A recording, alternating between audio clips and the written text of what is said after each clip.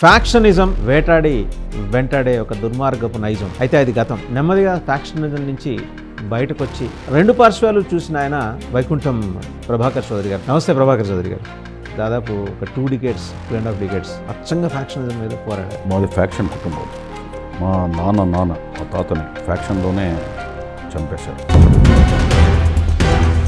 రాజశేఖర రెడ్డి గారు ముఖ్యమంత్రి నేను అవే మీటింగ్ పెట్టుకుంటామని అంటే నేను రాలేనని చెప్పి జానారెడ్డి హోమ్ మినిస్టర్ పంపించాడు. రాయలసీమ వాళ్ళంతా దుర్మార్గులు అని ఏదో ఎవరో వి హనుమంతరావు అన్నట్లు వచ్చింది. రాజశేఖర రెడ్డి గారు ఉద్యమం చేసుకొని అందరి ముందర బయటికి పక్క తీసుకెళ్ళాడు. రాయలసీమ వాళ్ళంతా దుర్మార్గులను క్రియేట్ చేయడం కరెక్టా అన్నాడు. ఎక్కడ అసలు పరిటాల రవితోటి మీకు ఎక్కడొచ్చింది? రవి యొక్క విధానం వేరు, నా విధానం వేరు. చాలా ఇష్యూస్లో మా ఇద్దరికి డిఫరెంట్ ఆఫ్ ఒపీనియన్.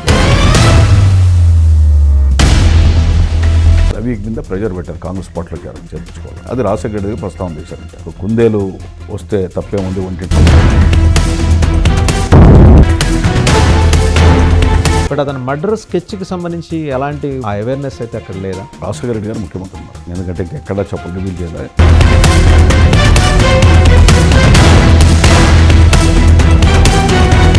జేసీ బ్రదర్స్కి వచ్చింది అభిప్రాయ భేదాలే మా ఇద్దరు. కేవలం ప్రభాకర్ చౌదరి దగ్గర డబ్బు లేదనైనా దగ్గుబాటి ప్రసాద్కి ticket the so called great MLA ఆయన ప్రభాకర్ చౌదరి కూడా అలాగే నిర్ణయం తీసుకుని అలిగి పార్టీకి దూరం జరిగారు. గ్యాప్ వచ్చింది. నాకు 2019లో జగన్మోహన్ రెడ్డి గారి దగ్గర నుంచి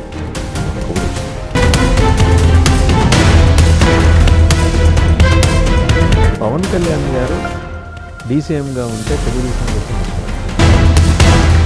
పొలిటికల్గా మీరు అన్ఫిట్ అంటారు.